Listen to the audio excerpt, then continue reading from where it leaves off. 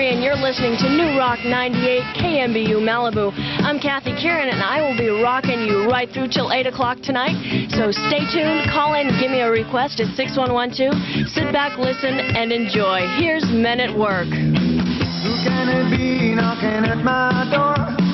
Well, I'm the program director at KMBU, and what that means is that I have an overall responsibility for the total sound of the station. Not only am I responsible for the sound of the music and the sound of the commercials, public service announcements and promotions, etc., but I'm responsible for the DJs. And that's about the biggest part of the work, because not only do I work with training the DJs, but I have to make tapes of their shows, and I'm listening to those tapes every night of the week so I can work with the DJs and help them improve. I'm also working with the production director and the music director. Our music director is the one who chooses the music for the overall sound of the station, music-wise. And I preview all of that music, listen to it, and help to create continuity so we have an overall sound that fits the format image that we're working towards. I'll also work with the production director when he creates our commercials and our public service announcements and the promotions for the station. And I listen to every single one of those before they go on the air to make sure that they have the right sound, there's no off-color language, and also, too, since I'm working a lot with the people that we do commercials for, so I can listen and learn and know that the sound is exactly what they want. Excuse me one second.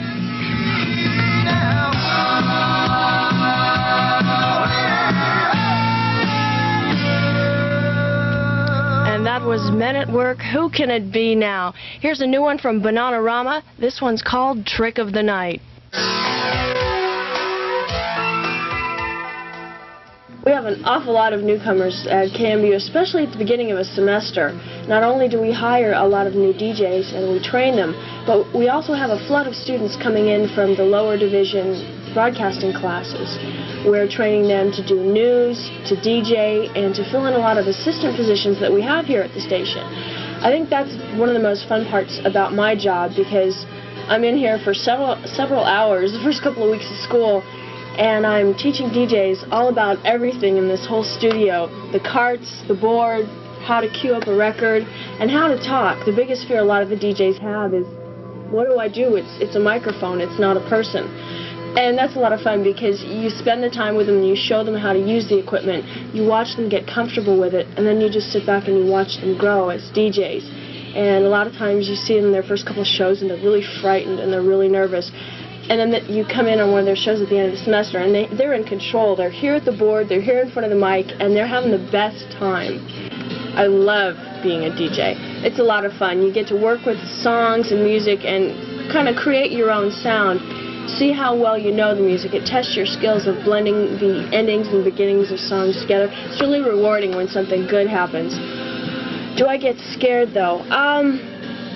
My first semester on the air, the first probably 10 DJ shows I had, I was scared out of my mind. But now I really feel like I have everything under control.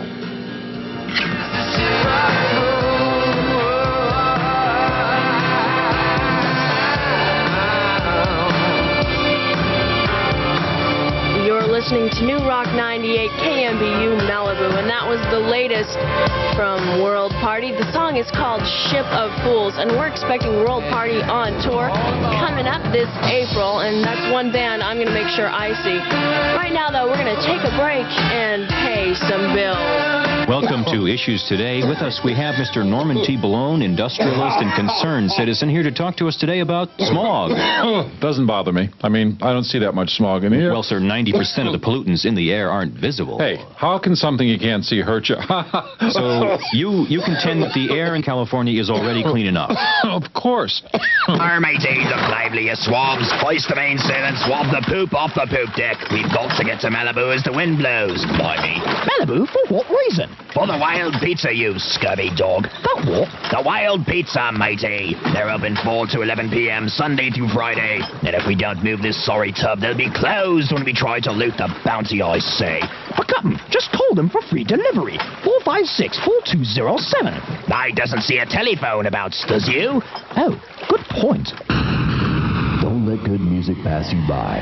Keep it on New Rock 98, KMBU Malibu.